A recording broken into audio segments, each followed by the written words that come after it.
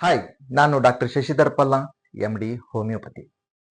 ಇವತ್ತಿನ ಟಾಪಿಕ್ ಬಂದ್ಬಿಟ್ಟು ಸಯಾಟಿಕ. ಸಯಾಟಿಕ ಅಂದ್ರೆ ಬೆನ್ನಿನ ಕೆಳಭಾಗದಿಂದ ಪಾದದವರೆಗೂ ತಡೆಯಲಾಗದಷ್ಟು ನೋವು. ಅದು ಎಳೆತ, ಸೆಳೆತ ಹಾಗೂ ಎಲೆಕ್ಟ್ರಿಕ್ ಶಾಕ್ ನಂತಹ ಅನುಭವ ಆಗುತ್ತಿದ್ದರೆ ಅನುಮಾನ ಇಲ್ಲದೆ ಹೇಳಬಹುದು ಸಯಾಟಿಕ ಅಂತ.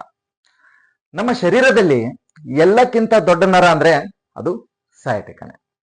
ಇದು ಬೆನ್ನಿನ ಕೆಳಭಾಗದಿಂದ ಹಿಡಿದು ಹಿಮ್ಮೆಡೆಯವರೆಗೂ ಪ್ರಯಾಣಿಸುವಂತಹ ಮುಖ್ಯವಾದ ನರ.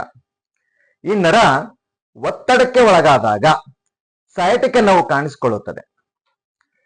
ಸೊಂಟದಲ್ಲಿ ನೋವು ಆಗೋದು, ಕಾಲು ಜೋಮ್ ಹಿಡಿಯೋದು, ಎಳೆತ, ಸೆಳೆತ, ಬೆಂಕಿ ಉರಿಯಂತಹ ಅನುಭವ ಅಥವಾ ಎಲೆಕ್ಟ್ರಿಕ್ ಶಾಕ್ನಂತಹ ನೋವನ್ನ ತುಂಬಾನೇ ಕಾಣಿಸ್ಕೊಳ್ಳುವಂಥದ್ದು. ಕೂತ್ಕೊಳ್ಳಕ್ಕೆ, ನಿಂತ್ಕೊಳ್ಳಕ್ಕೆ ತುಂಬಾ ತೊಂದರೆ ಆಗೋದು ಇವು ಸಯಾಟಿಕದ ಮುಖ್ಯ ಲಕ್ಷಣಗಳು.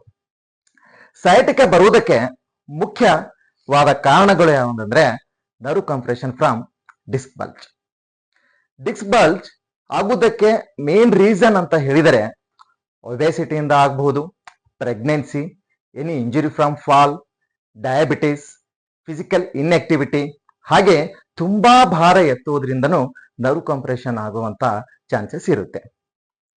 ಸೊ ಇದಕ್ಕೆ ಯಾವುದೇ ಸರ್ಜರಿ ಇಲ್ಲದೆ ಹೋಮಿಯೋಪತಿ ಮೆಡಿಸಿನ್ಸ್ ಇಂದ ಈ ಡಿಸ್ಕ್ ಬಲ್ಜ್ ಇಂದ ಆಗುವಂತಹ ನರ್ವ್ ಕಂಪ್ರೆಷನ್ ಅನ್ನ ಕಡಿಮೆ ಮಾಡಿ ನೋವನ್ನು ತಡೆ ಹಿಡಿಯುವುದಕ್ಕೆ ಹೋಮಿಯೋಪತಿ ಮೆಡಿಸಿನ್ಸ್ ಅಲ್ಲಿ ಅದ್ಭುತವಾದ ಮೆಡಿಸಿನ್ಸ್ ಇದೆ.